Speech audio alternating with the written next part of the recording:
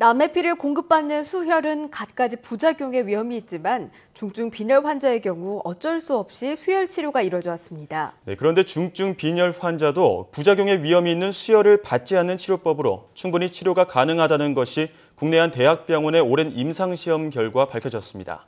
김기봉 기자가 전해드립니다. 자궁 근종 수술을 위해 입원했지만 극심한 빈혈 때문에 수술을 할 수 없었던 40대 여성 박미경 씨.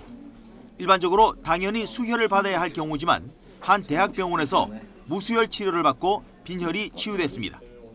2.8까지 떨어졌던 혈색소 수치가 6 넘게 회복돼 거뜬히 자궁 수술을 할 수 있게 됐습니다. 수혈을 받고서 부작용이 있다는 많은 문헌과 또 이제 방송들을 보고서 저는 이제 혹시 수술하게 되면은 꼭 무수혈로 해야겠다.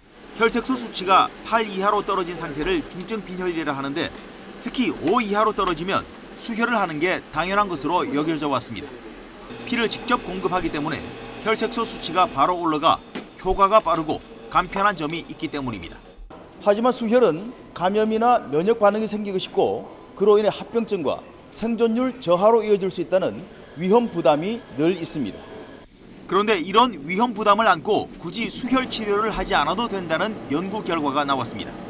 순천향대병원이 지난 10년 동안 중증 빈혈 환자 19명을 수혈 대신 정맥철분제와 적혈구 생성 촉진제, 지혈효소 등으로 치료했습니다.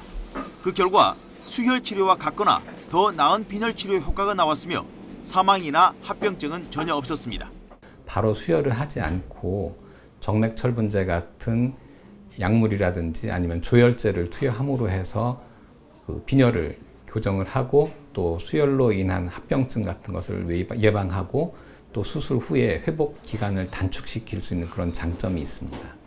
무수혈 치료가 수혈의 부작용을 예방할 뿐 아니라 치료 효과도 충분하다는 것을 임상 결과로 보여준 이번 연구는 국제 권위지 호주 뉴질랜드 산부인과 학회지 6월호에 실렸습니다. YTN 김기봉입니다.